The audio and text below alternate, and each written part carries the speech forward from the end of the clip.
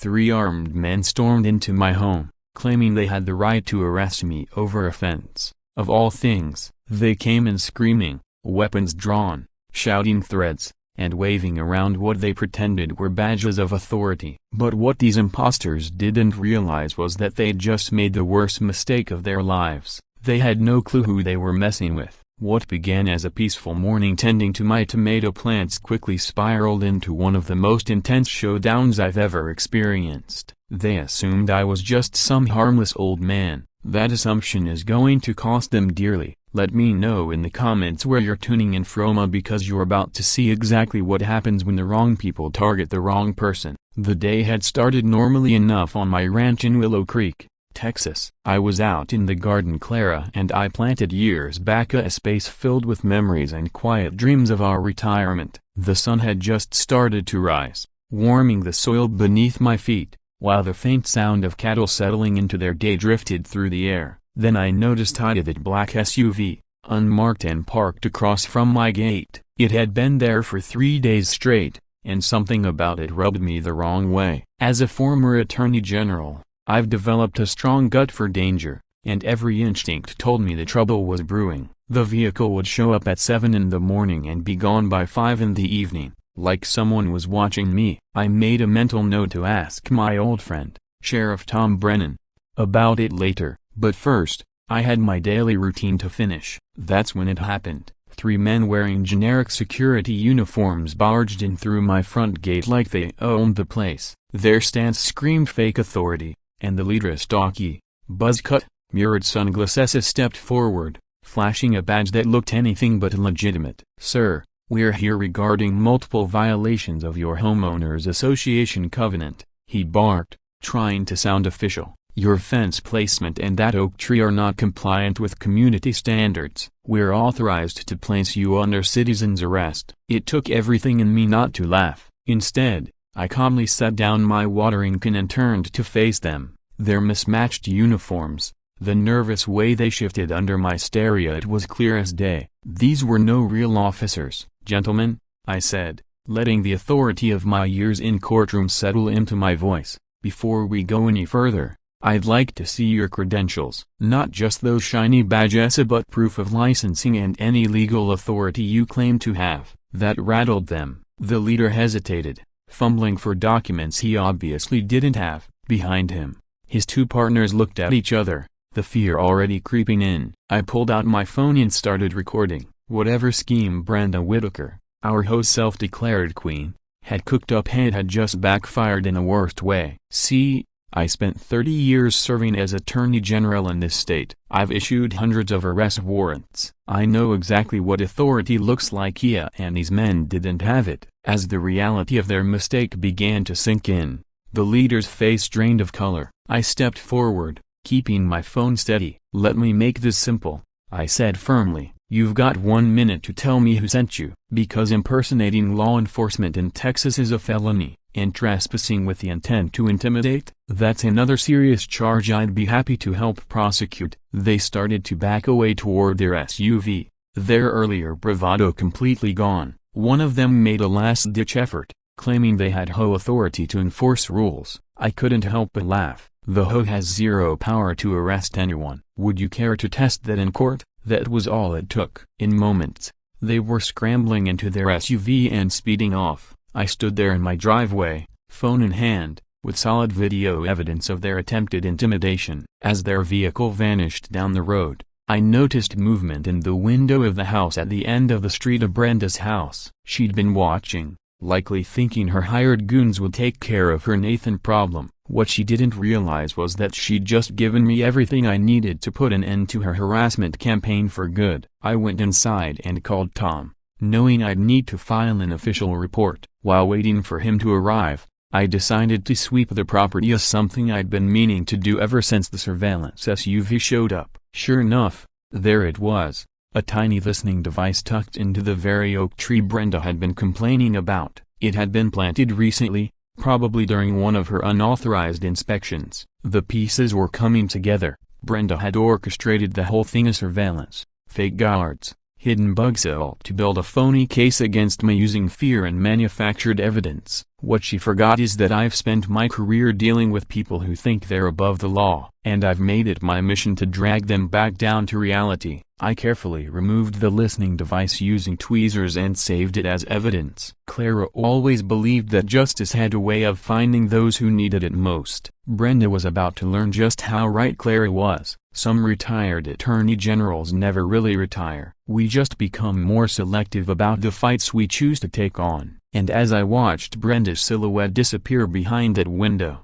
I heard something that chilled me to the core. The distant sound of machinery starting up. That was when I knew, whatever Brenda had in store next was going to make those fake officers look like nothing more than a warm-up act. Brenda hadn't wasted a single moment. Overnight, she crafted what could only be described as a theatrical work of fiction. Her post on the community board came complete with heavily edited photos designed to make my pristine property look like a cluttered mess. She painted me as a negligent homeowner single-handedly ruining the neighborhood's charm. Somehow, she made my prize-winning roses look like overgrown weeds and distorted the image of the custom oak fence Clara and I built during our first year here, making it appear warped and dilapidated. The post exploded with comments, most of them from names I didn't recognize, condemning my supposed disregard for community standards. But what truly caught my attention was the attachment, an official-looking fine notice for $5,000. It was dressed up with legalese,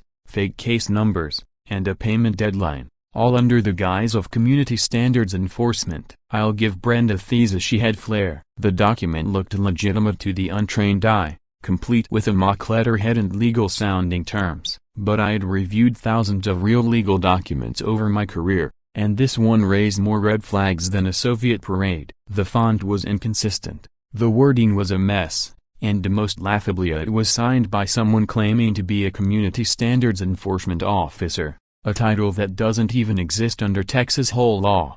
I took clear photos of the document and started digging into the citations she'd included. Half of them didn't exist. The other half were misquoted so badly they meant the opposite of what she was trying to prove. This wasn't just a personal vendetta anymore, it was fraud. And that changed everything. I called my neighbor, Leigh Harper, who ran the local coffee shop and had a better handle on town gossip than anyone. She showed up at my kitchen table within 20 minutes, laptop in hand and fire in her eyes. "Nathan, this woman's completely lost it," she said, scrolling through Brenda's post. "Most of the commenters don't even live in this neighborhood. Look at these are her old banking buddies and political friends." For the next hour, Leigh and I tore the post apart, identifying which comments came from legitimate neighbors and which were clearly part of a manufactured support network. Brenda was staging a full-blown social campaign to pressure me into submission, hoping to create a false sense of consensus and isolate me in my own community. What she didn't anticipate was having her plan dissected by a former attorney general and a coffee shop owner who knew the town inside out. So when the monthly home meeting rolled around,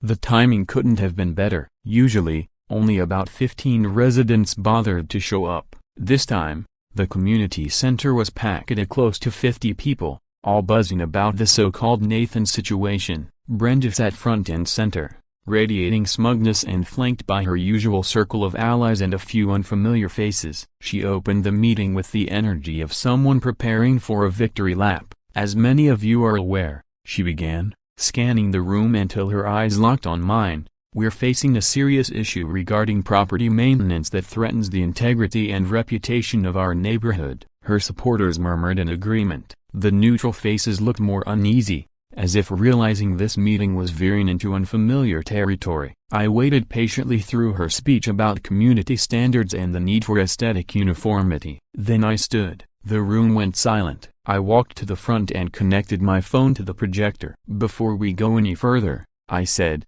my voice steady and loud, "I think it's only fair that everyone here sees the actual facts." The fake fine appeared on the screen, enlarged for all to see. I calmly walked through every fake statute, every formatting inconsistency, and every legal inaccuracy that proved it was a fabricated document. The room's atmosphere shifted. People leaned forward, murmurs of doubt spread, and several eyes turned to Brenda with open suspicion. When I finished, silence hung thick in the air. Then someone in the back asked the question that broke it. Who authorized this? Brenda leapt to her feet, red-faced and flustered. Her voice trembled as she accused me of using my legal knowledge to intimidate the community. She insisted that my presentation was just an elaborate deflection to avoid accountability. Then she announced the HOA would consult legal counsel and encouraged any residents who felt threatened by me to report Ida directly to her. The room erupted into chaos. As the meeting dissolved into chaos, neighbors broke into heated arguments. Some stood by Brenda, adamant about preserving community standards, while others began to openly question her integrity and the legality of her actions. I quietly gathered my things. Out of the corner of my eye, I noticed several residents discreetly recording the scene with their phone as a proof that what had started as a neighborhood dispute was about to gain a much larger audience. I didn't turn when Brenda yelled something after me, but I heard the unmistakable sound of a door slamming, followed by a sharp metallic click. Whatever she just set in motion, it wasn't going to be another bogus fine or a fake HOA title. I could feel our next confrontation would cross into more dangerous territory. The next morning, I sat at Clara's old writing desk, the one she used for correspondence back when we first moved to the ranch. It felt appropriate, grounded, intentional. There, I wrote what may have been the most courteous yet professionally devastating cease and desist letter of my legal career. 3 decades of practicing law had taught me that the sharpest tools are precision and professionalism. My letter detailed every incident of harassment, documented the staged security encounter with timestamps, and laid out a meticulous legal breakdown of Brenda's fabricated finding, proving it violated multiple state and federal laws regarding fraudulent documentation. I closed it with a firm warning: any further attempt to harass, defraud, or intimidate me would result in immediate legal action, including criminal charges for impersonating law enforcement and mail fraud. I printed 3 copies, one for Brenda, one for my personal records, and one for Sheriff Toma, and delivered hers to her doorstep personally, documenting the drop-off with photos and video as insurance. That afternoon, I followed up with a public online response, a carefully crafted post that blended calm legal authority with just enough dry humor to make it both credible and shareable. I opened with footage from my security cameras showing the fake guards on my property, narrating their behavior in a measured tone while outlining the specific Texas statutes they'd violated. Next, I displayed side-by-side comparisons of Brenda's counterfeit fine notice and genuine legal documents, highlighting the discrepancies in formatting, language, and signatures in a way that educated rather than mocked. I closed with a clear statement: as a retired attorney general, I believe in upholding community standards, including the one that says we don't fabricate legal documents or hire fake security guards to intimidate our neighbors. Within an hour, Look had shared the post across 3 major community groups. By that evening, it had racked up over 2,000 views and hundreds of comments. Some were supportive, others were furious on my behalf. Privately, several neighbors began messaging me with their own stories of Brenda's overreach. For the first time, I saw the full pattern emerge. This wasn't just about me. Brenda had been using intimidation and manipulation for years to consolidate power within the HOA. My case had simply become her latest power play. But Brenda wasn't done. Less than 24 hours later, she fired back with a blistering new post. This time, her tone was venomous. She accused me of weaponizing my legal background to bully well-meaning residents, framing my cease and desist letter as a hostile act meant to silence dissent. Her most cunning move, though, was the inclusion of screenshots allegedly from neighbors too afraid to speak publicly. These messages claimed I had a history of using my connections to threaten or manipulate others, painting a picture of a former official drunk on his own power. The post spread quickly, shared hundreds of times. Suddenly, people from as far away as Dallas and Houston were chiming in, alarmed by the supposed story of a retired government figure terrorizing a quiet neighborhood. It hit me that Brenda had been planning this narrative long before I ever challenged her. This was not reactionary. It was a calculated character assassination, and I had walked straight into it. The situation exploded when a local news reporter showed up at my front gate, mic in hand and camera crew trailing behind. She introduced herself politely but launched immediately into a barrage of leading questions, ones that echoed Brenda's online rhetoric. Was I using my legal experience to intimidate neighbors? How did I respond to accusations of abuse of power? She hadn't done much homework, I just skimmed Brenda's posts, but I remained composed, answering with nothing but facts. I knew the truth was on my side. Now, it was a matter of making sure the public saw it too. I explained calmly that I was merely defending my property rights against harassment and fraudulent documents. But it was obvious the reporter had already written the story in her head. That evening's news segment framed the dispute as a classic David versus Goliath tally. Brenda cast as the scrappy, civic-minded underdog standing up to a supposedly domineering ex-government official who thought himself above the rules. The situation took a darker turn during my evening walk, a tradition Clara and I had followed for 15 years. I spotted small, weatherproof surveillance devices discreetly mounted on utility poles. They weren't the typical neighborhood security cameras. These were professional-grade systems, aimed with precision at my front yard, back patio, and workshop at tracking my every movement. When I confronted Brenda at the grocery store, she didn't bother denying anything. With a smile that was as smug as it was sinister, she said, "If you're not doing anything wrong, you shouldn't mind being watched. The community has a right to know who they're dealing with." The arrogance of her response was staggering. I almost admired her gala, but only almost. I simply nodded and replied, "Thanks for confirming. That'll make the restraining order a lot easier to secure." That night, I carefully removed each camera, photographing and cataloging everything for evidence. While I worked, I caught Howard Van Seal, one of Brenda's most outspoken supporters, watching me from his kitchen window. His expression wasn't what I expected. For a brief moment, he looked less like an ally and more like a man realizing he might be on the wrong side of something dangerous. The next morning, Sheriff Tom called with unsettling news. Brenda's campaign donors weren't questioning her tactics, they were pushing for more aggressive action. They wanted her to clean up the neighborhood faster. That was when it hit me.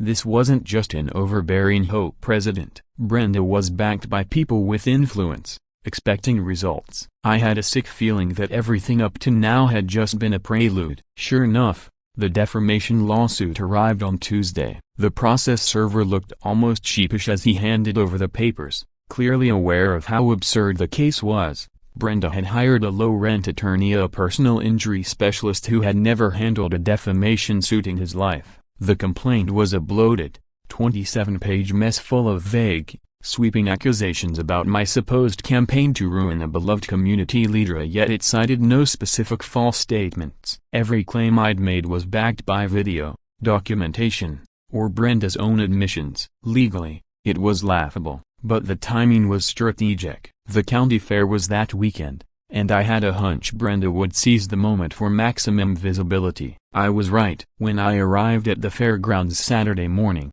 a full-fledged protest camp had been set up near the entrance. Brenda had rallied her HOA network from surrounding neighborhoods. Dozens of people wore matching t-shirts, waved custom-printed banners, and chanted in unison. She'd even secured a city permit for the demonstration, clearly spending hundreds, maybe more. The centerpiece of the display was a massive banner, "Community Standards Matter, Stop Legal Intimidation." Surrounding it were smaller signs demanding fairness, transparency, and perfect community values. Brenda stood at the center, giving interviews, soaking up the spotlight, playing the role of the valiant reformer facing off against entrenched corruption. It was more like a political rally than a neighborhood dispute. But while Brenda was putting on a show, Look had been doing her own digging. She leveraged her business connections to investigate the HOA's financial dealings, and what she found was explosive. Brenda had used HOA dues to pay for surveillance equipment, legal consultations,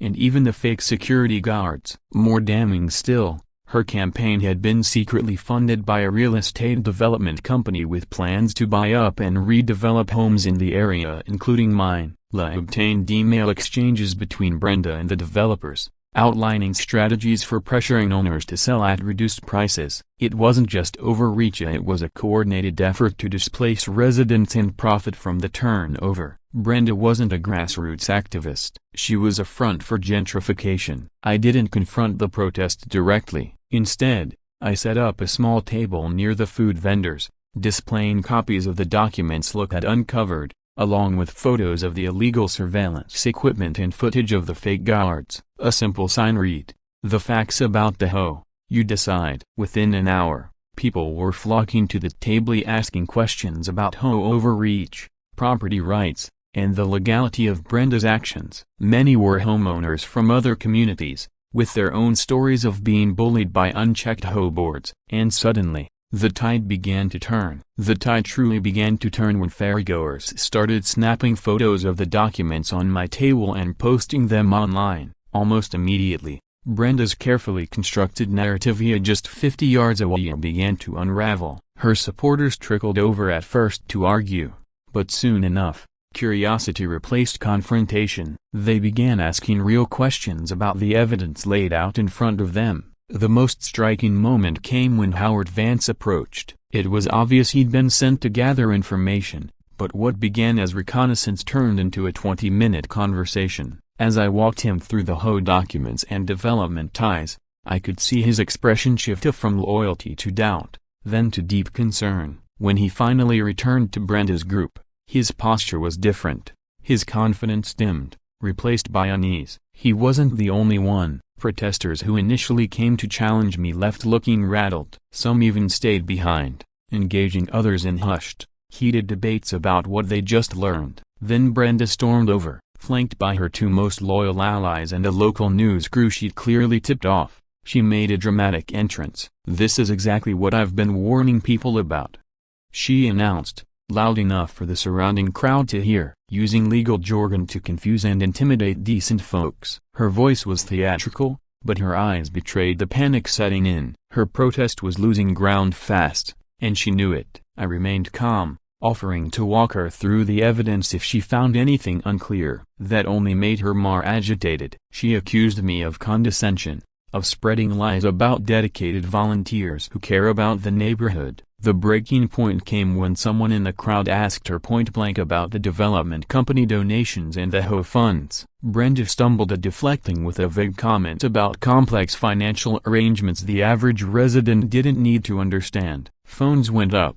Within minutes, the footage was circulating online. The narrative flipped in real time. The community standards campaign was being exposed as a profit-motivated ploy, one that would destabilize property values and push out long-standing residents under the guise of order. As the crowd around me swelled, Brenda's protest fizzled. By late afternoon, her once vocal supporters had thinned to maybe 20 people, their chants tired and sporadic. Then came the unexpected, a text from a number I didn't recognize. A former HOA board member who claimed to have resigned in protest over Brenda's actions. They wanted to meet, to share what they know, and hinted that I wasn't the only one who had been targeted. As I packed up for the day, I realized something vital. Brenda's tactics were backfiring. The harder she pushed, the more allies I gained to people she'd hurt, people now ready to speak out. But just as I reached my truck, I saw it. A legal notice taped to my windshield, stamped with the HOA seal. A special emergency meeting had been called. Monday morning,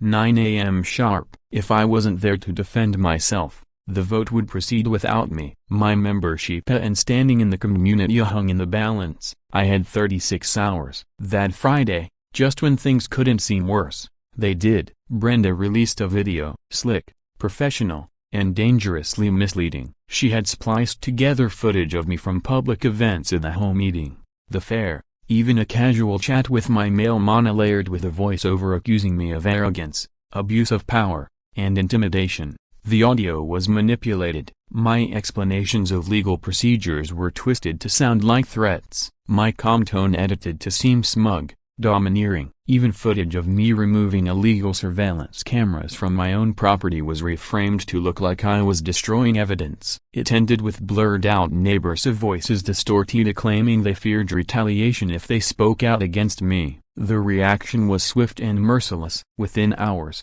I was flooded with hostile messages from neighbors I'd known for years. People who had comforted me after Clary's funeral, who'd brought casseroles when I was grieving. Now, they saw me through Brenda's lens, a villain in a neatly packaged story. Even Liz Cafe tilde copyright became a battleground. Debates broke out between customers over whether I was a victim of broken bar or the real aggressor. Friends stopped calling. Others crossed the street to avoid me. The loneliness was staggering. It echoed the emptiness I felt after Clara passed, but this time, it wasn't grief. It was exile. And the worst part? I had less than 2 days to clear my name. What made the situation feel truly hopeless was my inability to disprove what Brenda had implied. She hadn't fabricated events, she'd used actual footage of real conversations, subtly altering audio and stripping context to turn truth into weaponized misinformation, without expensive, specialized forensic analyses which might still not yield definitive results. I had no way to prove the audio was manipulated, and the anonymous testimonials in the video, impossible to verify, let alone challenge. For the first time in my legal career, I knew the truth but couldn't effectively defend it. The HOA emergency meeting notice only made things worse. Scheduled for 9 a.m. on Monday, the vote would proceed with or without me. If I wasn't there to make my case, the board could strip my community membership, impose steep fines, and potentially force me to sell my home. That home, the one Clara and I had built with so much care. I spent the next sleepless nights pacing the halls, running through legal arguments in my head, haunted by the thought that this might be the case that finally broke me. Then, Friday morning, a glimmer of hope arrived. A text from an unknown number. I have information about Brenda's tactics. Can we meet in private? The sender introduced herself as Maria Santos, a former resident who'd quietly moved away 6 months earlier. We arranged to meet at a truck stop 20 miles outside of town. Her story hit uncomfortably close to home. Brenda had targeted Maria's family with similar harassment after they opposed a proposed HOA bylaw that would expand board control over property modifications. What followed was a nightmare. Fake violation notices, orchestrated complaints, and even a bogus anonymous tip to Child Protective Services claiming Maria's home was unsafe. Rather than continue the fight, her family had sold their house and left, exactly as Brenda had planned. Maria handed me a manila envelope. Inside was the lifeline I'd been praying for. It contained damning documents, emails between Brenda and board members discussing how to pressure problem residents into compliance, financial records revealing payments to a sham security company, and most explosively, a recorded phone call. Brenda's voice, clear and unmistakably discussing using whatever means necessary to force me to sell to the development company. The call was legally recorded. Maria had still been a board member at the time. It was the kind of direct, undeniable evidence I'd lacked until now. Listening to Brenda casually talk about fabricating violations and coordinating harassment campaigns against multiple families reignited the fire that had driven my entire legal career. This wasn't just about me anymore. It was about a predatory campaign that had already hurt people and would keep hurting more if no one stopped it. But I had a new problem. Brenda had hired real private security guards and not the fake cops from earlier, but equally imposing to block my entrance to Monday's meeting. They'd been patrolling the community center since Thursday night under the pretense of protecting residents. In reality, it was a strategic move to silence me, to physically prevent me from presenting my defense. The irony was sharp. A former attorney general being barred from speaking by the very intimidation tactics I'd spent a lifetime fighting. I had just 72 hours to find a way to expose Brenda, defend myself, and possibly save my entire future. By Saturday night, I was close to giving up. I sat in my kitchen, staring at old photos of Clara. This house held every memory, every plan we made for the future. The idea of giving it up, of surrendering it to Brenda's scheme, felt like betraying everything Clara and I had built. I picked up my phone, ready to call a real estate agent. My finger hovered over the number until I heard her voice in my head, as clear as if she were sitting next to me. Nathan Caldwell, you didn't spend 30 years fighting for justice just to fold when it gets personal. That's when my front door burst open. La came rushing in, laptop in hand, eyes wild with urgency. Nathan, she panted, I just recorded Brenda at the diner. She made the most incriminating statements you've ever heard. And I know exactly how we're going to get you into that meeting on Monday. And that's how, with barely 20 minutes to spare, I slipped into the home meeting through a back entrance, ready to face Brenda head on. She didn't know it yet, but this battle wasn't over. Not by a long shot. The community center looked like a courtroom. Brenda sat at the head table, surrounded by paperwork, her loyal inner circle at her side. Security guards stood posted at both main entrances still under orders to keep me out, but I was already inside. The security guards at both main entrances were checking names against a list of approved attendees, a list that, unsurprisingly, didn't include mine. From my hiding spot behind the building, I had a clear view through the windows. Brenda stood confidently before a packed room, her voice steady and self-assured, like someone who believed her victory was already sealed. She pointed to enlarged photos of my property, detailing alleged violations with the precision of a prosecutor. She painted me as a reckless homeowner, a man who disrespected community standards and harassed his neighbors. The audience, hanging on her every word, nodded along as she spun a narrative of fear and disorder. The clock on the wall read 8:55 a.m.A. 5 minutes until the vote that would decide everything. Liz recording had been a game changer. She caught Brenda at a diner, boasting to a friend about her brilliant plan to push out troublesome residents and reap the financial rewards from the developers. Even worse were her flippant confessions admitting to inventing violations and organizing coordinated harassment campaigns, all delivered with smug confidence, as if she believed she could never be touched. We'd spent all of Sunday preparing our counterattack, backing up the evidence and fine-tuning the timing to unleash it for maximum effect. The plan was simple: let Brenda bury herself in lies, then reveal the truth with undeniable clarity. What we hadn't planned for were the patrolling guards. Every 10 minutes, they swept the entire perimeter, determined to keep me out. With only 4 minutes left, I was still stuck outside. Then, a stroke of luck at the back entrance. A rarely used side door led through a storage area and connected to the meeting room via a maintenance corridor. I knew the layout well from years of attending HOA events. Timing one guard's patrol, I slipped inside, creeping through the dimly lit halls as Brenda's voice echoed through the walls. She was building toward her final push, all the vote that would seal my fate. She called for the termination of my membership, claiming the community would be safer without troublemakers who think they're above the law. The irony was poetic. She was seconds away from being confronted by the very person she thought she had silenced, armed with the proof of her own corruption. I checked my watch. 8:58 a.m. 2 minutes. Slipping in through the side door created exactly the scene I'd hoped for. The room froze in stunned silence as I walked calmly to the front. My footsteps echoed in the heavy stillness. Brenda's face cycled through a rapid-fire series of expressions: shock, anger, fear, and finally, desperation. Security.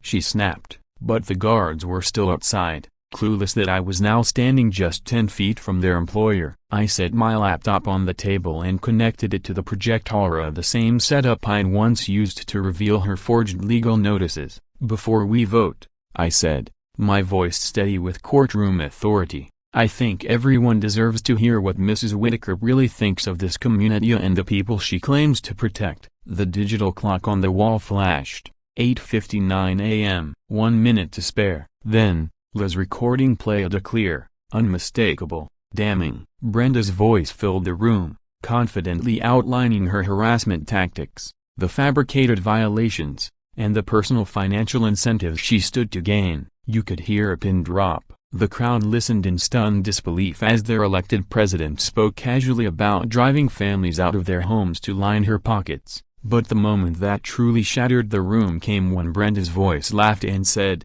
"It's so easy to manipulate people when you just tell them what they want to hear about property values and community standards." Several gasps echoed through the room at that last recording. I could see the shift happening in real time, expressions of disbelief turning into realization as people grasped how thoroughly they'd been misled by someone they'd trusted to protect their interests. Then came Maria's documents, a cold, undeniable proof. Payment records from the development company, lists of targeted families, internal memos showing exactly how Brenda had systematically gone after anyone who stood in her way. Brenda panicked, her face flushed red as she stood, trying to wrestle back control of the room. She shouted that I had committed illegal recording and invaded her privacy, her voice trembling with rage. She accused me of faking evidence, of manipulating audio, but her protests only grew shriller as audience members began shouting their own questions, questions she couldn't spin away. People wanted answers. About the money. About the shady deals.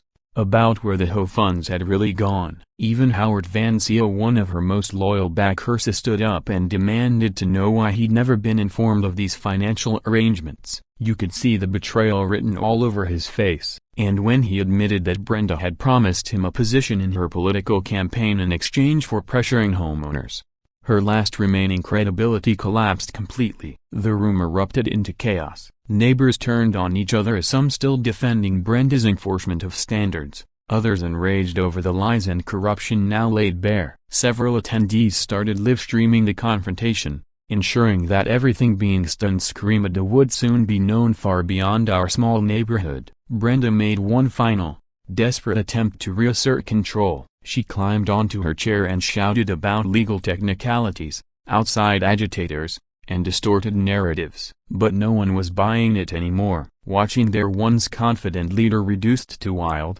unhinged ranting was the final nail in the coffin. Embarrassed, many of her last supporters quietly grabbed their things and left. When the vote was finally called, the result was unanimous. Her motion to revoke my community membership was crushed. And then came a new motion, one demanding a formal investigation into Brenda's financial misconduct. It passed 43-3. Brenda stormed out of the room in silence, flanked by her security guards and the few remaining loyalists. But the damage was done. The rest of us stayed behind, buzzing with conversation, as some with outrage, others with a sense of relief. Many came up to apologize for ever believing her. Some shared stories of how they, too, had been bullied or threatened but had stayed silent. As I packed up my laptop, I felt a mixture of exhaustion and vindication. Justice had been done, but at no small personal cost. Then Sheriff Tom appeared at my side. What he told me would turn an already unforgettable night into something far more dangerous. Brenda had just been spotted at a truck stop on the edge of town, meeting with several men whose license plates traced back to individuals with criminal records, serious ones. According to his deputies, these weren't contractors, they were hired muscle. Brenda had crossed the line. She'd hired actual criminals to vandalize my ranch, but she didn't know I was already one step ahead. I'd laid the perfect trap. Sheriff Tom's call came at 5:30 the next morning. His voice was tight, urgent. His sources had picked up chatter something big was planned at my property that very night. Brenda, it turned out, had reached out to some unsavory former clients from her banking days, people who owed her favors, people with experience doing the kind of jobs you don't report to the IRS. The plan was disturbingly simple and entirely illegal: pay professionals to cause enough subtle damage to my ranch that the HOA could hit me with huge fines, bury me in legal fees, and drive me into bankruptcy. It wouldn't look like sabotage, it would look like neglect, feeding right into the image Brenda had worked so hard to craft. Even more disturbing, Tom said Brenda planned to show up with cameras the next morning ready to discover the damage and document it herself, playing the role of concerned HOA president, all while pretending to have no idea how it had happened. My response was swift and calculated. Working with Tom, I used my experience from years of fraud cases to prepare a sting. We installed unmarked surveillance cameras throughout my property, concentrating on the most vulnerable and potentially incriminating areas. I also reached out to several neighbors who'd supported me after the HOA meeting, asking them to keep watch and be ready to testify. Then, I set the bait. I left lights on into the late evening, then made a very visible show of leaving a luggage in the truck bed, door locked behind me. But I didn't go far. I parked at Liz's house, just 3 blocks away, and returned on foot. I slipped into Claire's old sewing room upstairs, a perfect vantage point overlooking the front yard. From there, hidden behind drawn curtains, I waited. Right on schedule, the men arrived, just like Tom said they would. Just as Sheriff Tom's sources had predicted, 3 men pulled up in a battered van, moving with the precision of people who had clearly done this kind of thing before. They went straight for the most prominent parts of my property, my beloved rose garden, the handcrafted fence Claire and I had built, and the old oak tree that had supposedly sparked the entire feud. Watching them systematically destroy 15 years of hard work was gut-wrenching. Still, I kept documenting everything, coordinating silently with Tom's nearby units, The damage was expertly staged to look like years of neglect rather than intentional sabotage, just enough to trigger massive HOA fines and justify Brenda's claims. What the vandals didn't know was that every move was captured by hidden high-definition cameras from multiple angles of footage that would stand up in any court. Then came the real twist.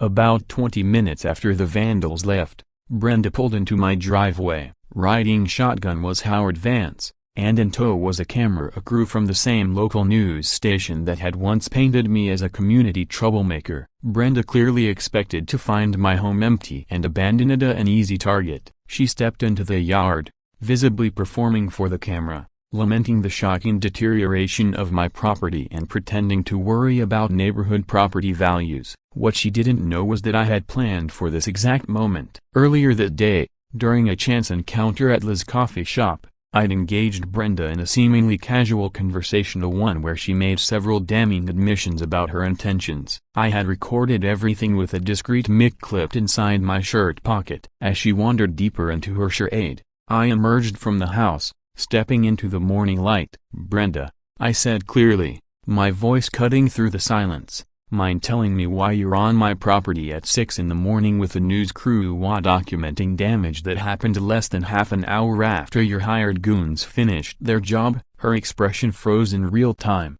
the confidence draining from her face as she realized she'd walked right into a trap. The cameras kept rolling. She stammered denials, but I calmly presented the video evidence via high-definition clips of the vandalism, followed by audio recordings of her bragging about teaching me a lesson. Then I played her taped comments about manipulating violations to drive me out. The final blow came from Howard. As pressure mounted, he cracked. I played yet another recording of this one of Brenda detailing how she'd promised Howard a position in her political campaign in exchange for helping pressure homeowners into selling. His face went pale. He stuttered through excuses, admitting that he hadn't realized the full extent of what he'd been part of. Then he dropped the bombshell. Brenda had been secretly recording board meetings and using the footage to blackmail dissenting members. Right on cue, Sheriff Tom pulled into the driveway with arrest warrants in hand. Brenda was charged with conspiracy to commit vandalism, fraud related to fabricated documents, misappropriation of HOA funds, and racketeering for orchestrating a harassment campaign. Howard, facing lesser charges, agreed to cooperate in exchange for leniency, offering a detailed account of Brenda's actions. Meanwhile, the development company bankrolling her schemes was hit with a federal investigation for mail fraud and conspiracy. Their gentrification plans, dead in the water, as Brenda was led away in handcuffs. The persona she had so carefully cultivated crumbled. No more speeches, no more manipulation, just the reality of justice catching up. The community's reaction was immediate. That very evening, neighbors threw a spontaneous barbecue in celebration. People who had once ignored or avoided me came over to share their stories, apologize, and, in some cases, admit they had been planning to move away rather than keep enduring Brenda's harassment. Now, they were staying. By nightfall, talks of rebuilding began. Neighbors laughed, made plans, and some even suggested I run for HOA president. I smiled, glancing at a photo of Claire on the wall. "Well, sweetheart," I whispered, "looks like retirement is going to be a little more exciting than we thought, because some fights are worth the struggle no matter how long they take or how high the cost." As Claire always said, justice may be slow, but it always finds the people who need it most. Looking around at the joy and unity that had returned to our neighborhood, I realized something. The most powerful victories aren't the ones that punish the guilty, they're the ones that bring people back together. And that's exactly what the story did. We couldn't make this stuff up if we tried. Real people are this wild. So hit the bell, subscribe, and don't miss the next unbelievable episode.